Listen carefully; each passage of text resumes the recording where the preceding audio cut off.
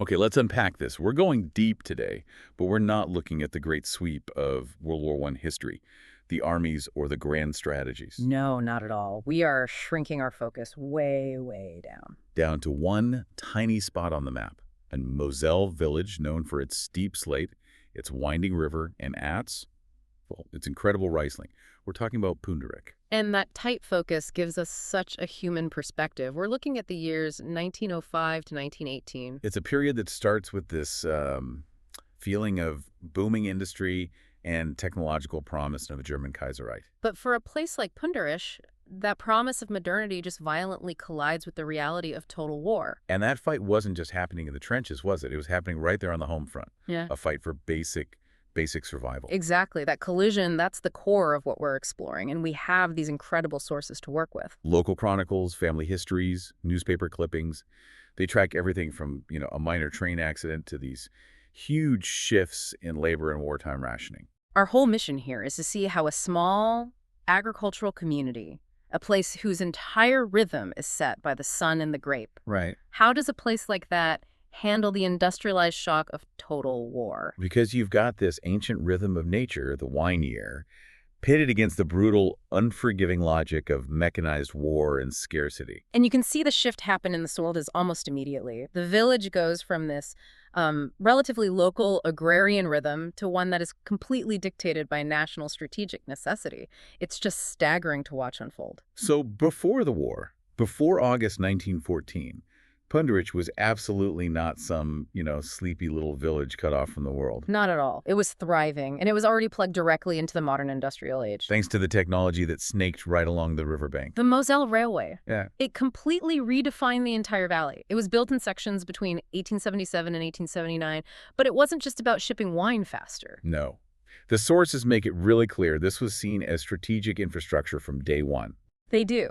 And there's one tiny detail that tells you everything you need to know. What's that? The track bed, when they first laid it, was dimensioned for 2 tracks right from the start. 2 tracks. So even in the 1870s, they weren't just thinking about a passenger train. Exactly. That detail tells you the primary purpose, even in peacetime, was military. It was designed for the... So we're seeing this, forced cultural retirement of an entire trade. What happens to these men? It's a heartbreaking shift. The chronicles state that by 1918, the Hafen trade is just gone. It officially ceases to exist. Many of these men had to completely reinvent themselves. They go back to the land? They go back to the land. They become working small farmers, swapping the specialized knowledge of the river for the back-breaking labor of the vineyard and the plow. But even with that economic anxiety, the pre-war period wasn't all doom and gloom. Oh no, the sources paint this picture of a really vibrant, lively social life, and they were using the new railway for it. This is where the Pünderich Kermis comes in, the local fair in 1911. Yes, the Kermis reports really show you that sense of community and prosperity. The local paper even advertised an extra zug, An extra train? an extra late-night train scheduled for 10:45 p.m. from Belay, just to bring festival goers home. That's incredible. That tells you people were traveling for fun, for leisure. The railway wasn't just a tool for commerce. It was connecting people socially. It was building the modern social calendar for the whole valley. But even with all this life, the economic base was still wine and small-scale farming. And the sources show that even a successful winemaker couldn't just rely on grapes to get by. No, that secondary income was fundamental. You see, carpenters, tailors, shoemakers, they all needed side income from their own small vineyards just to support their families. So it's this really diverse, skilled economy, but it all revolves around that one very vulnerable agricultural cycle. It was vulnerable. A 1909 report notes good vineyard health, but it also mentions the constant battle with the sourworm, the great berry moth. So prosperity was real, but it was fragile. It was hard-won. Very. And that fragile balance is about to be completely shattered. Then August 1914 happens. Yeah. And that multi-layered balance of technology, tradition, and side gigs, it just evaporates overnight. The transition was so swift and so brutal, the initial enthusiasm was huge. 123 men from Pünderich were mobilized almost immediately. 123, from a small village. And the first sign of the war in the village wasn't a letter from the front. It was the railway right outside their doors becoming even more important. The Bon Wash, the railway guards. Yes. Suddenly, Soldiers were quartered in private homes. They were living in your parlor, eating at your kitchen table. That's such an intrusion into daily life. A constant one. These guards rotated every few days, which tells you how high security that line was. The source says they were best received and excellently fed. Which makes you wonder, is that genuine patriotism or is it more like a pragmatic obligation? You want to keep the military on your side. It's probably a bit of both. But whatever celebratory mood there was, it vanished very, very quickly. Because the war's impact wasn't just logistical, it created a human vacuum. The chronicles just pivot from patriotic mobilization to catastrophe. That euphoria turns to raw grief in a matter of weeks. August 20th, 1914. A single day. The first shockwave hits the village. 6 young men from Pünderich fall at the Battle of Vagaville. And these weren't just statistics in a newspaper. These were neighbors. Yeah. They were. The village mourned Joseph Busch, Edward Schmitz, Ludwig Simon. They had names. They had names, they had families, and suddenly the war wasn't some glorious patriotic idea anymore. It was an empty seat at the dinner table. It was real loss. And that immediate loss creates an immediate crisis right at the worst possible time of year. The harvest. The men are gone, but the grapes are ripe. They will not wait. And this is where we see the rise of what you could call the women's front. The traditional division of labor it collapses. It has to. The local records are so proud of the 1914 harvest. They say it was successful only because girls, women, children, and old men stepped into these roles. And it wasn't just picking grapes, was it? Oh, no. We see families like the Schmidts and the Schneiders organizing help for the Kriegerfrauen, the soldiers' wives. They're pooling labor, pooling resources. The women are doing the men's work. All of it. The plowing, handling the heavy sprayers to fight pests, working those incredibly steep slate slopes. It's punishing work. They ensured the community survived. And we have to remember, the danger wasn't just in the trenches. The war brought danger right to their doorstep. Especially around that railway. In November 1915, there's a devastating example. A man named Felix Claes. He was a Landsturmman, right? So an older reservist. Exactly. Probably considered less fit for active duty, so he was assigned to guard the Pünderich station. And he was run over and killed by a train. My God. So he's killed by the very machine of the war effort he was assigned to protect. Yes. He was married. He had several children. It's such a stark reminder that in a total war, the conflict claims lives everywhere the state demands your labor, not just on the battlefield. So as the war drags on into 1915, 1916, that initial shock gives way to a long, hard grind. Yes, the community has to realize this isn't going to be short. And the entire local economy shifts from, managing a market to just surviving profound scarcity. The Kriegswirtschaft, the war economy. Everything becomes centrally controlled. Immediately. The sources document severe rationing and price controls right away. You can see it clearly with the grain system. How did that work? Well, if you didn't farm your own grain, you immediately received bread cards. The state fixed the price for a zentner of grain. That's about 110 pounds at 12.50 mark. And a loaf of bread. A 3.5-pound loaf cost 70 pfennig. The government was trying to eliminate the market to guarantee everyone had access to the most basic food. And it wasn't just bread. They had to control meat prices, too. They did. Beef, pork, veal all, capped around 75 to 85 pfennig per pound. But the interesting thing is that imported goods, what they called colonial warren. Like coffee, spices, that sort of thing. Exactly. Those saw a small surcharge. It's a little signal that the naval blockades are starting to bite. Getting anything from outside Germany is getting more expensive. And that scarcity must have completely changed how families thought about their own food. It did. The chronicles talk about home butchering, which was usually this big, festive community event. But not anymore. Now it was a cold, strategic calculation of calories. It wasn't a celebration of plenty.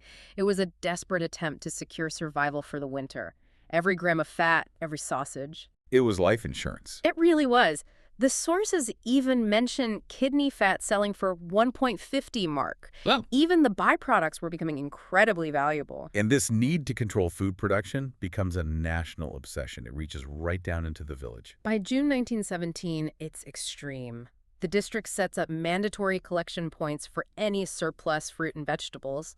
Pünderich had to deliver all of its surplus to a commissioner. And this commissioner was a local guy. He was a man named Rees from the next village over, Bridal. Imagine that. Suddenly your neighbor is the one monitoring your output and taking what the state says is surplus. That had to create tension. You're no longer the master of what you grow. You're not. You're part of a mandatory national supply chain. Your farm is now feeding the war machine. And when the industrial supply chains failed, they had to get really resourceful just to do basic things, like keeping the lights on. Oh, this is a perfect example of forced technological regression. During one winter, petroleum for lamps just became unavailable for an extended period. So what do? They relied on carbide, calcium carbide. You mix it with water, and it produces acetylene gas.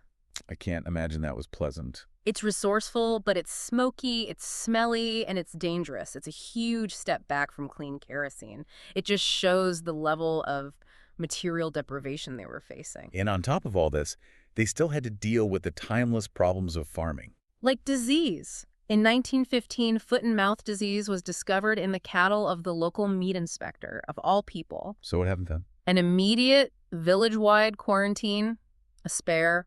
The entire community was physically cut off. You can't move livestock. You can't sell produce. It just compounded all the other wartime hardships. But the state knew it couldn't let the agricultural engine just collapse. They couldn't. And the labor shortage got so bad that they had to start making strategic choices. This is the story of the mechanic. It's a spectacular piece of evidence. In April 1917, a mechanic named M. Engel from Pünderich was temporarily furloughed from military service Pulled back from the front? Why? to conduct urgent repairs on agricultural machinery. What kind of machinery would be that important? Think about the things they needed for the harvest. Water pumps, the sprayers for fighting pests in the vineyards, the wine presses. The supply chain for new parts was gone. If a critical machine broke down, the whole harvest could fail. So his skill as a mechanic was temporarily more valuable to the war effort at home than his life as a soldier at the front. Precisely. It shows you that by 1917, food security was seen as being just as critical as military power. The farmer was a soldier in the war for food. We often think about the cost of war in lives, but these sources show the conflict was literally consuming the material substance of the community. It was pervasive. It reached into places you wouldn't even think of, like the church. And this brings us to one of the most just unbelievable details in the whole chronicle, the scrap gold. It is a stunning illustration of scarcity. A local artist, Georg Schilling, was doing restoration work inside the church. He needed leaf gold for the ornamentation on the altars. And you couldn't just buy it anymore. You could only get it if you provided scrap gold in return. But the exchange rate, it's just catastrophic. What was it? To get 1 gram of fine lift gold, he had to provide 1 kilogram of scrap gold. Wait, 1,000 to 1. You give up 1,000 grams to get one back? 1,000 to 1. It's not a trade, it's a requisition. It shows the state's absolute desperation to get every last ounce of precious metal to prop up the war economy. And this wasn't just about decoration, was it? No. They were threatening to take the church bells and the organ pipes, too, for the copper and tin. It was a war that threatened to literally silence the community's spiritual voice. And while the war is consuming material, it's also just fracturing time. It's creating these long, agonizing delays in grief and news. Which is perfectly encapsulated in that one story, the postcard. Oh, this is just heartbreaking. It arrived in Pünderich in 1927. It was sent 14 years earlier by a soldier from Trier. A soldier who had, of course, long since been killed in the war. Think about the emotional weight of that piece of paper finally showing up a decade after the war ended. It's a ghost arriving in the mail. It speaks to the chaos, the breakdown of everything. It does. And while all this human tragedy is unfolding on its own chaotic timeline, the agricultural world just keeps turning on its own schedule. And this is where we hit the most painful paradox of the entire story. The unhuntertwine. The wine of the century. The year is 1917. It's the year of the worst deprivation, the greatest loss of life for Germany. The state is begging for scrap gold. And yet, nature delivers a perfect vintage. The juxtaposition is just. It's almost unbearable. The weather was perfect. The ripeness was spectacular. The result was liquid gold in the cellars. The price for the must, the unfermented grape juice, just skyrocketed 4, 5, even 6,000 mark. But all that money in the cellar couldn't buy back what was being lost on the battlefield. No, and the chronicles make this contradiction so painfully personal. We have the story of Gotthard Simonis. He was a village leader, right? He built a school. A modernizer. And in the middle of what should have been the greatest, most profitable harvest of his life, he gets the news. His son. His son, Joseph Simonis, was killed in action on November 30th, 1917. And tragedies just kept coming. Just 1 week later, another family, Johann Damm, who is described as a model student, top of his class, a real hope for the village's future, He's also killed. So you have this incredible wealth being created in the vineyards, but it's happening at the exact moment the future generations being wiped out. The richness in the cellar could not possibly compensate for the empty chairs at the table. That magnificent wine, that wine of the century, it must have tasted like ash. It's the ultimate example of nature's indifference to human suffering.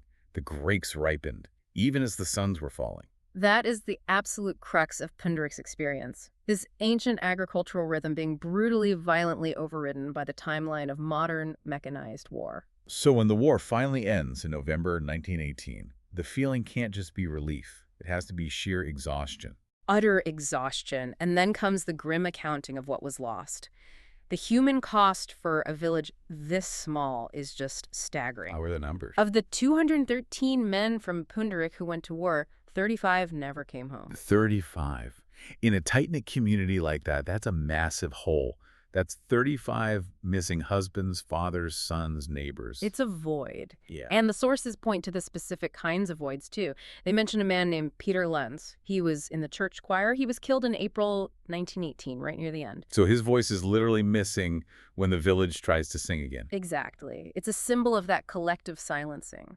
And beyond the human cost, the war finalized these huge social and economic shifts that had been building for years. We go back to the river, don't we? We do. The most notable casualty is the final official death of the Hafen, the boat haulers. After 1918, as a trade, they were gone for good. The railway and modern transport had won. And the end of the war doesn't bring stability. It brings chaos. Immediate economic chaos. And it's made worse because the village has to quarter troops who are moving through the valley on their way home. And this is where we get that incredible anecdote that just perfectly illustrates the hyperinflation that followed. The story of the marten fur, it's almost bizarre. A local man catches a marten, sells the fur to a dealer in Belay, and gets an unbelievably high sum for it. Because paper money is becoming worthless by the hour. Exactly. A tangible asset, even something as simple as an animal pelt, was suddenly worth a fortune in rapidly devaluing cash. The man wanted to buy a bedroom set with the money. His mother, being cautious, insisted he deposit the money in the bank right away. She was terrified it would lose its value before he could even spend it. The absurdity of that choice. A perishable fur is a safer bet than the national currency. It perfectly captures the economic freefall. But through all that chaos, the one stable currency they had was the land, the slate, the vines. And that's what allows them to recover, eventually. It is. The wine market was incredibly resilient.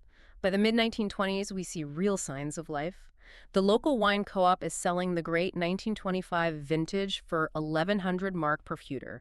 A year later, it's even more. So that money encourages people to reinvest, to rebuild. Absolutely. The sources talk about Riga's Lebanon bustling life returning to the vineyards. They're building new walls, planting new vines. They're betting on the future of the Mosel slope. But that shadow of the war and the infrastructure of the war, it still lingered. It did. The railway remained a source of tragedy. In 1919, an older, deaf man from the village was walking on the tracks. He couldn't hear the train's warning calls. And he was killed. He was. The machine that was so critical to the war effort remained a deadly presence in peacetime, a permanent scar on daily life. So this deep dive really shows a community in transformation, from that high point of modernization in 1905 to just utter exhaustion by 1918. And survival depended completely on the communal labor of that women's front, on the women, children, and old men who kept the village running. The ancient struggle of growing grapes on those slopes suddenly had to deal with totally new forces. National rationing, industrial carbide for light, military logistics. And it permanently erased those traditional roles, like the Hafen. Their world was gone forever. I think the whole experience is just so perfectly symbolized by two things from the sources. That insane exchange rate for scrapped gold. A symbol of material desperation reaching into the most sacred places. And a long-delayed postcard. Arriving in 1927. A message from a world, from a person that no longer existed. And yet, through it all, there's this incredible tenacity, the ability to produce a wine of the century in 1917 while burying your own sons. The war just violently forced modernity into their world. So what does this story of one small village on the Mosel mean for us today? Well, we see how quickly necessity just consumed a traditional way of life and replaced it with strategically essential industrialized labor. The big question for Pünderich after the war was how much of our traditional life was preserved because of the wine and how much was just permanently replaced by the demands of the modern state. Which leads us to our final thought for you, the listener. We watch crises unfold today, economic, environmental, you name it. What modern crisis could force us to completely reevaluate what we consider essential labor and necessary sacrifice? What would our version of needing scrap gold for a gram of ornamentation be? And who among us would be called to that new home front to ensure we all survive?